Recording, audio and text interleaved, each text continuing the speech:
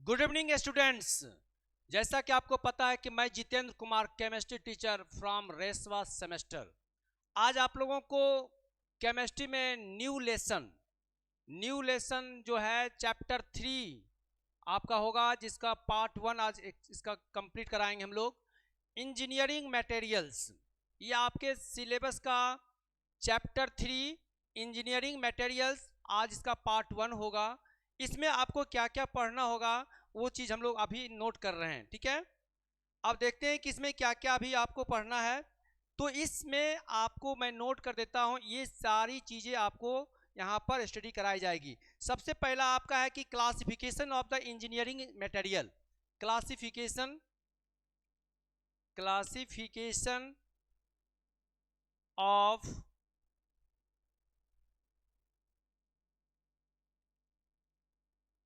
Engineering material, ये आपको पढ़ना है। सेकंड आपको पढ़ना होगा मेटल्स, प्रॉपर्टीज ऑफ मेटल्स। उसके बाद इसी में पढ़ना है आपको प्रॉपर्टीज ऑफ मेटल। नेक्स्ट आपको क्या क्या पढ़ना है मैं भी नोट कर रहा हूं, वो सारे चीज अभी आपको पढ़ना है। उसके बाद इनके बाद आपको प्रॉपर्टीज आपने देख लिया, फिजिकल प्रॉपर्टीज, केमिकल प्रॉपर्टीज होगा। उसके बाद है natural occurrence of matter,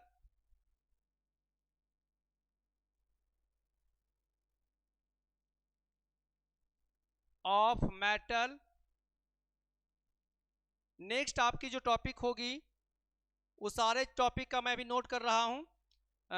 metallurgy,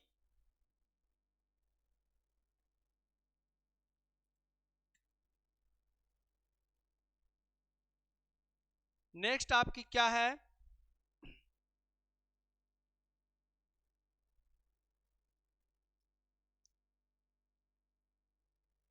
aluminium भी पढ़ना होगा।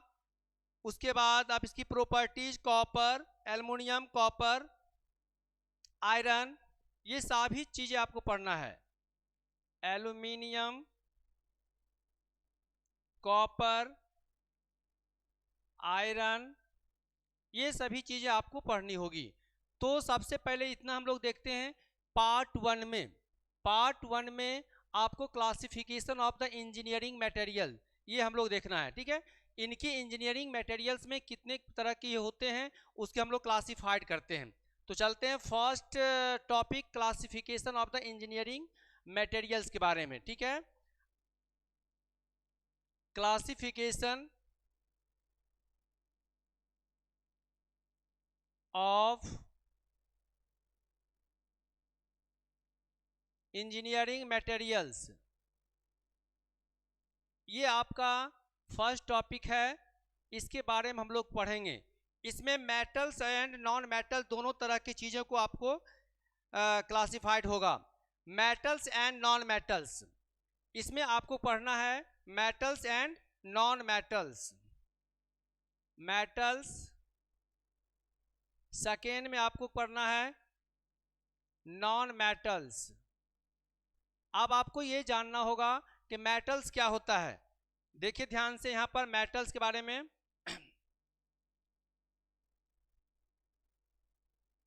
मेटल्स, आपको पता है कि मेटल्स क्या होता है। मेटल्स इस मीन्स होता है कि जिसमें जो गुड कंडक्टर ऑफ इलेक्ट्रिसिटी, जो कि गुड कंडक्टर ऑफ क्या होता है, इलेक्ट्रिसिटी होता है, जिसे पीटने पर टन टन की आवाज होती है, यानी वह आपका मेटल कहलाता है। और इसी का जो उल्टा होता है यानी नॉन मेटल। मेटल्स में भी कुछ ऐसे सब्सटेंस पाए जाते हैं जो कि मेटल्स होने के बाद भी उसमें क्या होता है, गुड कंडक्टर ऑफ इलेक्ट्रिसिटी के वो प्रॉपर्टीज नहीं रख पाते हैं। तो उस चीज को भी देखेंगे, वो प्रॉपर्टीज के माध्यम से देखेंगे। तो सबसे पहले आपको मेटल्स देखना है। मेटल्स क्या होता है, यानी metals and their the alloy are the backbone of the all engineering project. जितने भी इंजीनियरिंग प्रोजेक्ट में फाइलें होती हैं वह सभी इनके मेटल्स जो होते हैं ये बैकबोन का काम करता है। यानी इंजीनियरिंग प्रोजेक्ट के लिए मेटल्स जो होता है क्या होता है, बैकबोन का काम करता है, ठीक है। एंड द प्रोडक्ट्स, और उनसे जो भी प्रोडक्ट्स तैयार होते हैं, यानी यहाँ पे आपको लिखना होगा, नोट बनाते चलेंगे। नोट इसमें देखिए क्या होता है कि कैसे बनाएंगे आप इसमें, कि लिखना होगा कि metals and their alloys are, metals and their alloys are, metals and their alloys are the backbone of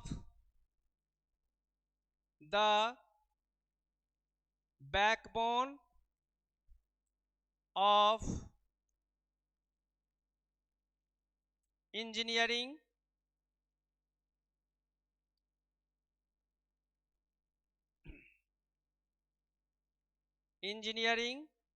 materials and products। Clear हो गया। यहां पर लिखा हुआ है कि metals and their alloys are the backbone of engineering materials and product.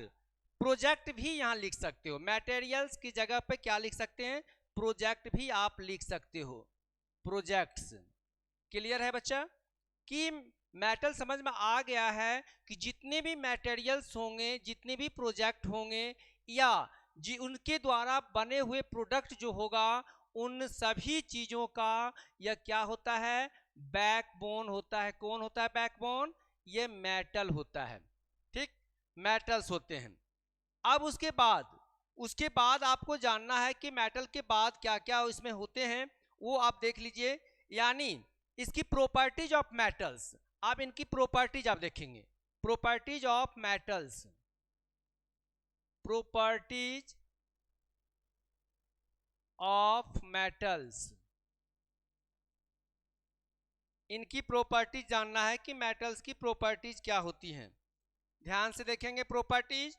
ये properties जो होता है ये दो तरह के होते हैं, एक होता है फिजिकल प्रॉपर्टीज, एक होता है केमिकल प्रॉपर्टीज। एक क्या होता है बेटा, फिजिकल प्रॉपर्टीज होता है, दूसरा होता है केमिकल प्रॉपर्टीज होते हैं।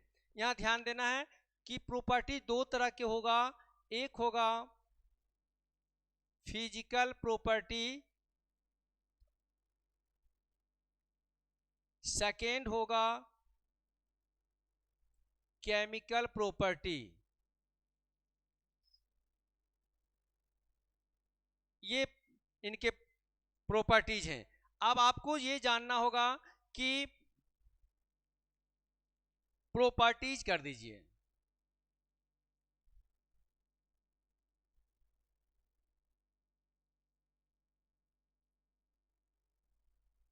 ठीक है, प्रॉपर्टीज।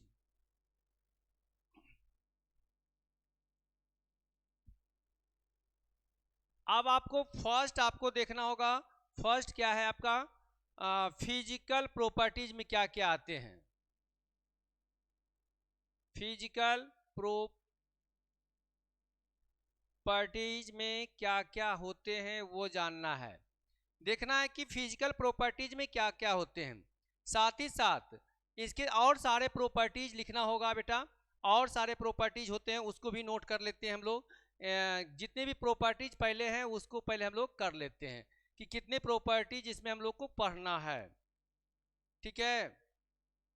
ध्यान से देखिए, सभी प्रॉपर्टीज आपने देखा, फिजिकल प्रॉपर्टीज, केमिकल प्रॉपर्टीज, उसके बाद होता है mechanical project, mechanical properties, mechanical properties. Next जो होता है इसकी प्रॉपर्टीज आपको मैग्नेटिक प्रॉपर्टीज, मैग्नेटिक प्रॉपर्टीज। उसके बाद आगे का प्रॉपर्टीज होगा इलेक्ट्रिकल प्रॉपर्टीज, इलेक्ट्रिकल प्रॉपर्टीज। और लास्ट की जो प्रॉपर्टी केमिकल प्रॉपर्टी जो आपने नोट कर चुका है, उसके बाद थर्मल प्रॉपर्टीज भी होता है, थर्मल प्रॉपर्टीज। आपने पिछले क्लास में यानी आप क्लास 11 12 या 9 10th में आपने पढ़ा होगा कि physical properties and the chemical properties, लेकिन अभी आपने यहाँ देखा इंजीनियरिंग मेटल्स में कि जब उसकी जो दो पार्ट्स में लिखते हैं मेटल्स एंड नॉन मेटल्स, तो मेटल के बारे में जब नोट करते हैं प्रॉपर्टीज ऑफ मेटल्स, तो इसमें अभी आपने देखा कितने तरह की इनकी प्रॉपर्टीज होती हैं, physical properties, chemical properties, mechanical properties, magnetic properties, electrical properties and the thermal properties. अब इन सभी चीज़ों को आपको एक्सप्लेनेशन करना होगा, सभी चीज़ों को आपको समझना होगा कि फर्स्ट में क्या लिखा हुआ है, फिजिकल प्रॉपर्टीज। फिजिकल प्रॉपर्टीज किस तरह से होते हैं, क्या है फिजिकल, ये आपको समझना है बेटा। तो फर्स्ट हम लोग देखते हैं फिजिकल प्रॉपर्टीज। क्या है फिजिकल प्रॉपर्टीज? फिजिकल प्रॉपर्टीज यानी इसका भौतिक गुण क्या है, ये समझना है, ठीक है। अब देखना है कि physical properties of material include the dimension, appearance, colour, density and the melting point etc। Physical properties के अंतर्गत उस मेटल्स यानी उस सब्सटेंस में क्या क्या देखे जाते हैं, उसका डायमेंशन देखते हैं, अपीयरेंस देखते हैं, कलर देखते हैं, डेंसिटी होता है और मेल्टिंग पॉइंट होता है। यानी physical properties of the material includes, लिखेंगे कि physical properties, physical properties of material, properties of materials includes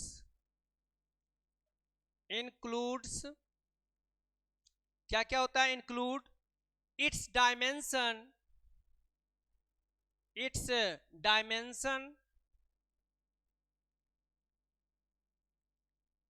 dimension, उसके बाद होता है अपीयरेंस,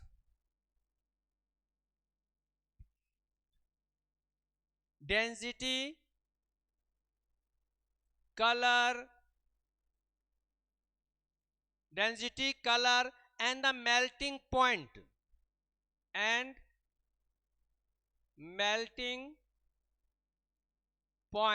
etc।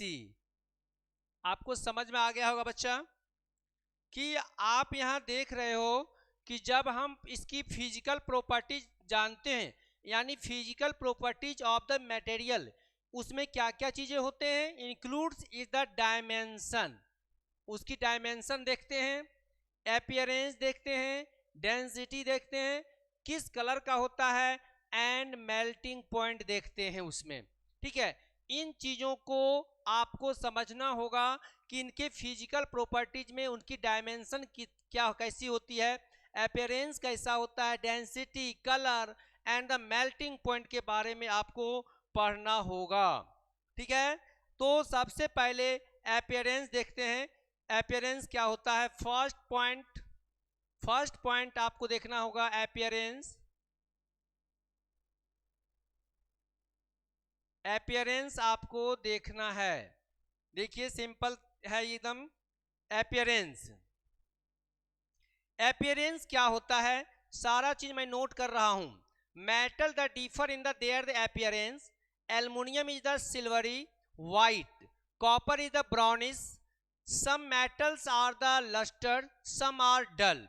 मतलब इनकी जो अपीयरेंस में होता है बताया गया है कि कुछ मेटल्स क्या होते हैं, कुछ मेटल डल होते हैं एंड कुछ मेटल जो होते हैं वो क्या होते हैं, लस्टर होते हैं। यानी कुछ मेटल आपके बिल्कुल चमकीले तरह के होते हैं और कुछ जो होता है उसका चमक उसमें नहीं होता है। यानी सिल्वरी कलर के भी कुछ मेटल्स होते हैं, जैसे एल्युमिनियम इज द सिल्वरी, वो कलर हो गया। Copper is the brownish, copper उसका जो कलर होता है ब्राउनिश कलर का होता है। यानी आप लिखेंगे कि इस अपीयरेंस के माध्यम से कि metal differ in their appearance, metal differ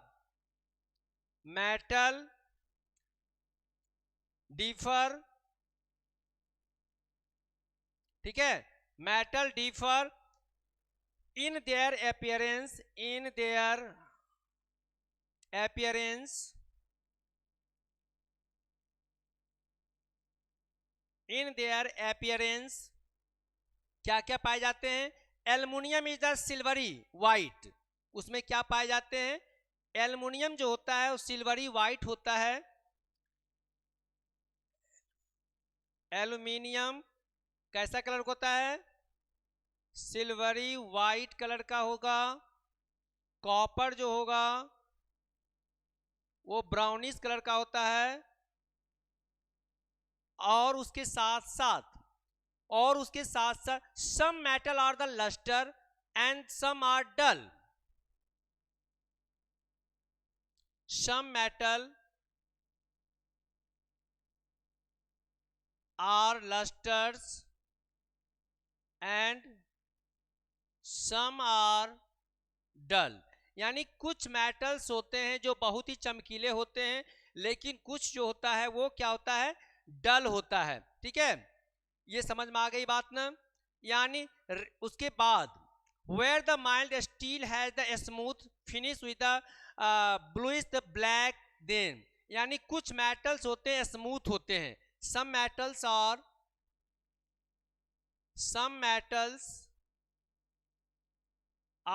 smooth, ठीक है, some metals are smooth and some are rough। माने इसका जो अर्थ हुआ कि कुछ मेटल जो बिल्कुल चमकीले होते हैं, बट कुछ जो होते हैं वो क्या होते हैं? रफेज होते हैं, यानी वो खुरदरे होते हैं। तो इनके आप बात समझ में आ गई बात ना? नेक्स्ट आप देखेंगे नेक्स्ट पॉइंट क्या है इसका। नेक्स्ट पॉइंट में हम लोग चलेंगे। नेक्स्ट पॉइंट जो होगा वो कलर देखेंगे। कलर कैसा होगा, किन मेटल्स का कलर किस तरह से होगा वो समझना है आपको। यानी डिफरेंट मेटल है तो डिफरेंट कलर। जितने प्रकार के मेटल्स होते हैं, जितने तरह के मेटल्स होते हैं, सबका कलर भी अलग अलग तरह के कलर होते हैं। ठीक है, यानी different metals have different colour, लिखना होगा यहां पर। Different metal is the different colour. Different metals are different color। Different तरह के मेटल जो होते हैं उसमें कलर भी अलग अलग तरह के कलर पाए जाते हैं। which depends on the wavelength of light absorbed by them, यानी जो कलर होता है वह किस पर डिपेंड होते हैं? which depends on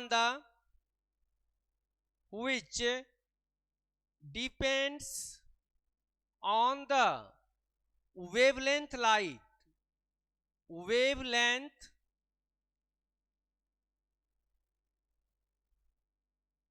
ठीक है। डिफरेंट तरह के मेटल्स जो होंगे उनकी कलर भी, there are the different metals but they are have the different colour which depends on the wavelength. समझ में आ गई बात ना? अब उनकी कलर किस तरह से होता है मैं बता दूं कि किसका कौन सा कलर होता है वो जानना है। जैसे iron is the grey, aluminium is the silvery white. ये कलर मैं आपको यहां बता दूं कि इस तरह कलर क्या है। एग्जाम्पल्स में देखोगे, एल्युमिनियम जो होगा वो सिल्वरी वाइट होगा, सिल्वरी वाइट कलर का होगा।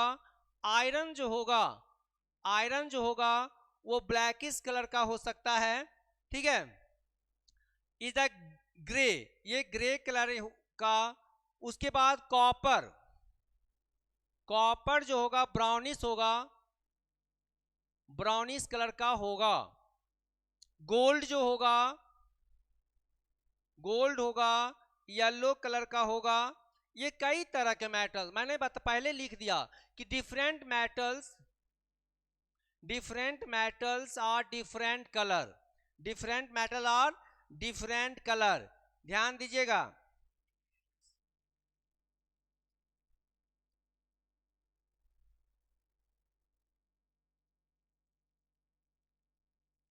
ठीक है, different metals are different colour, अलग अलग तरह के मेटल्स होंगे, उनकी कलर भी क्या होगी, अलग अलग तरह की होती है। गोल्ड समझ में आ गया, ये सारी समझ में आ गया, ठीक है।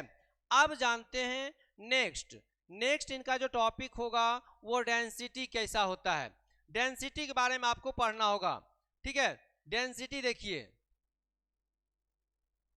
डेंसिटी इसका कैसा है, फास्ट में देख रहा हूं, फास्ट करना होगा आपको भी। डेंसिटी यानी it is the weight of the unit volume of the metal, it is the weight of a unit volume of a metal, लिखते जा रहा हूं, it is the weight of unit volume of a metal, weight of a unit volume of metal, volume of metals, clear है बच्चा, समझ में आ रही बात ना। यानी it is the weight of a unit volume of metals, a metal can be light और heavy depending upon in the density, मतलब मेटल्स जो है वह भारी भी हो सकता है और हल्का भी हो सकता है। यानी आप लिख सकते हैं कि ए metals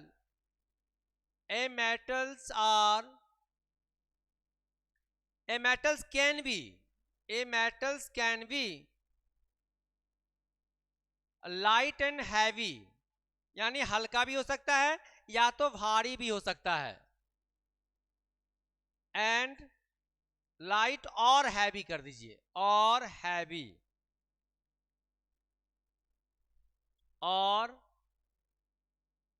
हैवी मतलब मेटल्स हल्का भी हो सकता है या तो वह भारी भी हो सकता है, इट मीन्स वो डेंसिटी के अंतर्गत आते हैं, ठीक है। अब उसके बाद मेल्टिंग पॉइंट आपको देखना है, उसके बाद आपको देखना है कि मेल्टिंग पॉइंट क्या होता है, मेल्टिंग पॉइंट के बारे में समझना होगा। मेल्टिंग पॉइंट समझिए, मेल्टिंग पॉइंट क्या होता है। मेल्टिंग पॉइंट यानी the temperature at the which the metal change into the molten state in the melting point, मतलब वह टेम्परेचर जिस पर वो क्या होता है, मेटल चेंज हो जाता है इनटू मोल्टेन, मतलब वो पिघल जाती है, ठीक है। तो उसी पॉइंट को कहा गया है मेल्टिंग पॉइंट कहा गया है। तो the temperature at which a metal, the temperature at which a metal, ठीक है, द टेम्परेचर TMP शॉर्ट में लिखा हुआ है, the temperature at which A metals changes into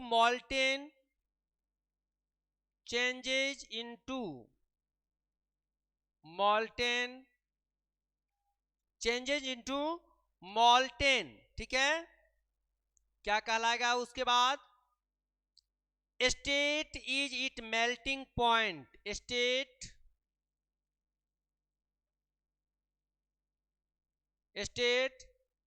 it is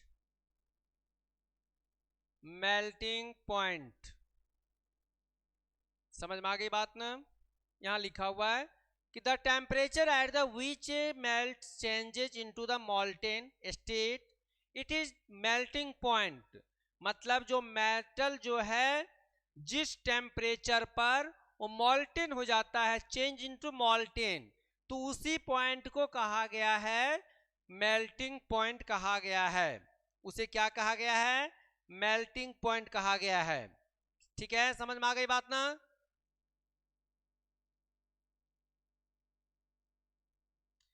अब उसके बाद आपका आता है थर्मल प्रॉपर्टीज, उसके बाद आपको पढ़ना है थर्मल प्रॉपर्टीज। देखिए थर्मल प्रॉपर्टीज क्या है, थर्मल प्रॉपर्टीज,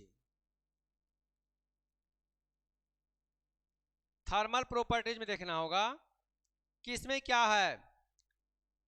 तो thermal properties study the response of the material to the application of heat. आपको पता है कि थर्मल प्रॉपर्टीज जो होता है वो हीट के कारण होता है, ठीक है, यानी इसमें आपको हीट की आवश्यकता होती है। यानी थर्मल प्रॉपर्टी स्टडी द, लिखना पड़ेगा, thermal properties study the thermal properties, study the response of material to response of materials to response of materials to the application of heat, the application material to the application of heat। समझ में आ गई बात ना। यानी thermal properties में heat का response होता है, हीट के कारण ही थर्मल प्रॉपर्टीज हो सकता है मेटल्स में।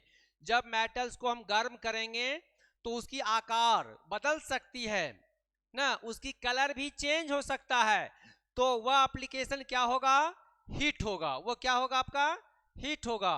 यानी रिस्पॉन्स सारा चीज आपके थर्मल प्रॉपर्टीज में हीट का ही होता है। क्लियर है।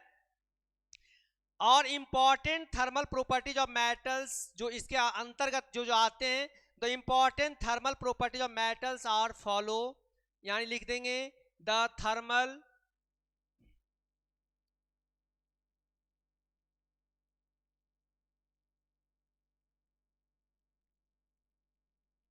Properties as follow. क्या क्या इसमें अंतर्गत आते हैं वो देखो। इसके the thermal properties as follow, इसके अंतर्गत क्या क्या आते हैं मेटल्स का। तो सबसे पहला है हीट कैपेसिटी, स्पेसिफिक हीट। मैं सभी का नाम नोट कर देता हूं, इसके बारे में आपको जानना होगा। फर्स्ट नेम मैं बता रहा हूं, हीट कैपेसिटी। उसके बाद एक्सप्लेनेशन, हीट कैपेसिटी। सेकेंड आपको देखना होगा कि स्पेसिफिक हीट।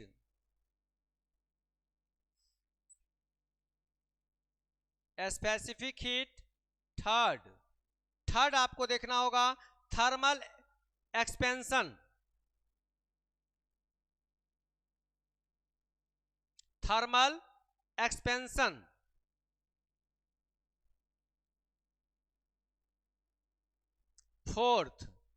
फोर्थ में इसका आपको देखना है कि melting point, thermal conductivity,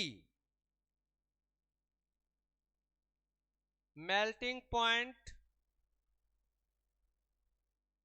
thermal conductivity.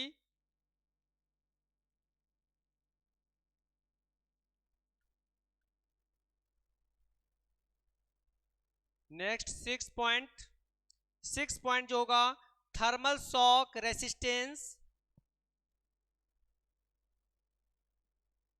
Thermal shock resistance and next जो होगा thermal stability.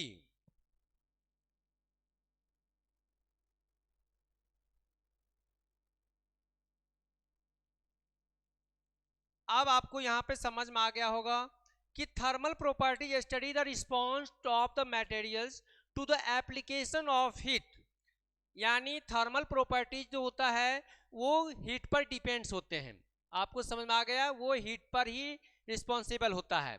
And the thermal properties as the follow, इनके अंतर्गत क्या होते हैं, हीट कैपेसिटी के बारे में पढ़ना है, स्पेसिफिक हीट के बारे में, thermal expansion, melting point, thermal conductivity, thermal shock resistance and the thermal stability.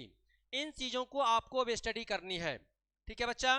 तो पॉइंट बाय पॉइंट हम लोग चल रहे हैं। फर्स्ट हम लोग करेंगे, क्या करना है, फर्स्ट हीट कैपेसिटी देखना है, हीट कैपेसिटी। ठीक है, हीट कैपेसिटी देखिए,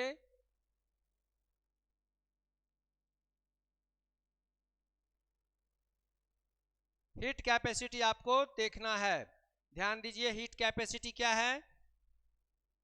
यानी heat capacity is the indicatable the material's ability to the absorb heat from the surrounding, it the represent the amount of heat energy required to raise the temperature by the unit heat capacity. मतलब material जो है, material जो भी आपके पास है, जो भी आपका मेटल्स होते हैं, उनमें जो हीट की जो कैपेसिटी होती है वो कितना हीट को एब्जॉर्ब कर पाता है, वह हीट कैपेसिटी बताएगा। ठीक है, हीट कैपेसिटी का मतलब यह है कि वो हीट को, वह मेटल वो कितने हीट को वो अपने अंदर, वो अंदर रख सकता है, उसको कितनी पावर है वो अपने अंदर उस हीट को एब्जॉर्ब कर सकता है।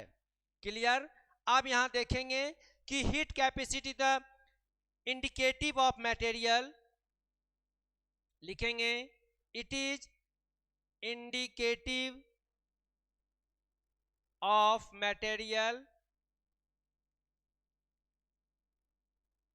it is indicative of material ability to absorb heat, ability to absorb heat, to absorb heat, उसमें कितनी क्षमता है कि वह हीट को एब्जॉर्ब कर सकता है। ठीक है, heat from the surrounding, from the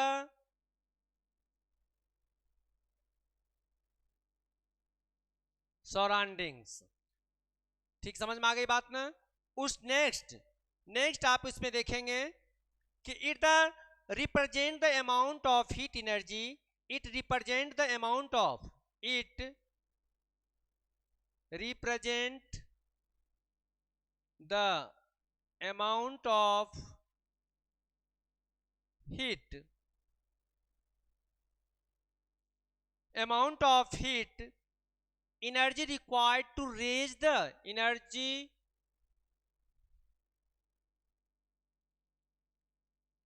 energy required to, energy required to raise the temperature by unit, raise the temperature by unit। It means हुआ, समझ लीजिए कि it is the indicative of the material ability to the absorb heat, वो उसमें कितनी क्षमता है जो वो हीट को एब्जॉर्ब कर सकता है फ्रॉम द सराउंडिंग, वो अपने आसपास उसके चारों तरफ से कितना हीट को एब्जॉर्ब कर लेगा। It the represent the amount of heat energy, और वह भी इसमें रिप्रेजेंट करता है कि वह हीट कितना अमाउंट वो एब्जॉर्ब किया, required to the raise the temperature by the unit, और वो जब वो हीट लेने के बाद उस टेम्परेचर कितना वो अप हुआ, कितना टेम्परेचर उसका बढ़ा, कितने यूनिट पर, it is the heat capacity. वही क्या कहलाता है, आपका हीट कैपेसिटी कहलाता है। समझ में आ गई बात। अब उसके बाद है स्पेसिफिक हीट, ध्यान दीजिए नेक्स्ट टॉपिक आपका specific heat.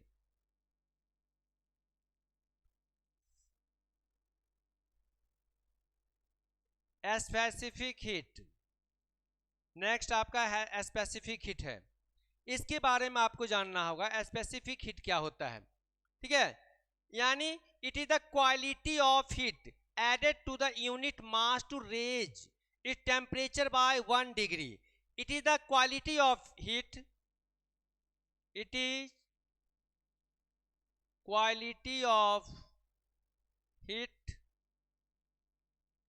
it is quality of heat added to unit, added to unit added to unit, ठीक है। Mass to raise it, mass to raise it लिखा हुआ है। It is the quality of heat added to unit mass to raise it, raise it temperature by 1 degree, raise it temperature by 1 degree. समझ में आ गई बात? Clear है? Specific heat जो है, it is the quality of heat added to unit, मतलब इसमें heat कितना ऐड हो रहा है, कितने यूनिट हीट ऐड हो रहा है to mass raise is the temperature by 1 degree, जिसके कारण उसकी जो मास में जो टेम्परेचर बढ़ रहा है कितना डिग्री वो रेज कर रहा है, it is the specific heat, वह कहलाता है आपका स्पेसिफिक हीट होता है। समझ में आ गई बात? क्लियर हो गया? नेक्स्ट आपका है मेल्टिंग पॉइंट। मेल्टिंग पॉइंट आप तो देख ही रहे हो कि discuss earlier the under the physical properties ना। उसके बाद आपको थर्मल कंडक्टिविटी आपको देखना होगा, thermal conductivity,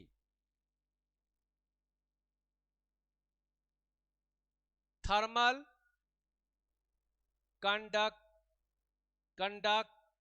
conductivity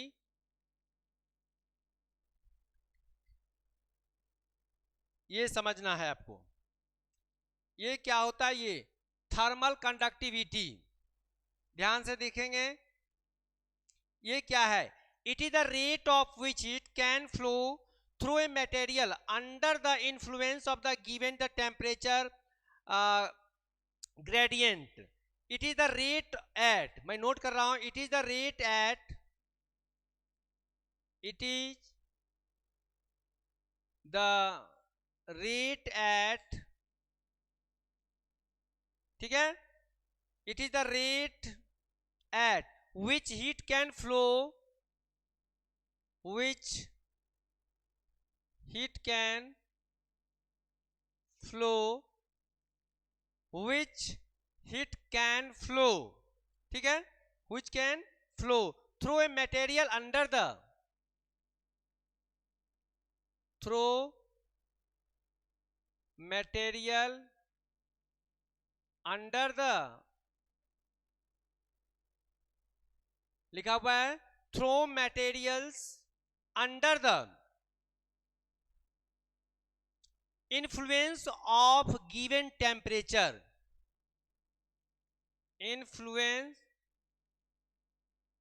influence of given temperature. यहां पर लिखा हुआ है कि थर्मल कंडक्टिविटी क्या होगा? It is the rate at the which heat can flow through, मतलब कह रहा है कि जब हीट फ्लो करता है, यानी थ्रो यानी हीट जब वो फ्लो करता है किसी भी मटेरियल के द्वारा under the influence the given temperature, उसमें कितनी हीट लगा उसको ही दिखाता है, वो थर्मल कंडक्टिविटी कहलाता है। ठीक है बच्चा, तो हम लोग यहां तक समझ में आ गया। नेक्स्ट हम लोग क्लासेस होगी, इसके आगे पार्ट 2 होगा, 1 बाय 1 स्टेप से चल रहा है। तो इससे पहले आप अपने चैनल को लाइक जरूर करें, सब्सक्राइब जरूर करें, और साथ ही साथ जो बच्चे अब तक नहीं जुड़े हैं वो आप रेसवा एकेडमी की ऐप डाउनलोड करें और वहां पे जाकर आप ऐड हो जाएं, जिससे आपकी छूटी हुई क्लासेस का PDF वीडियोज आपको प्राप्त हो सकें। ठीक है, नेक्स्ट हम लोग मिलते हैं और बिल्कुल एनर्जेटिक के साथ। Thank you students.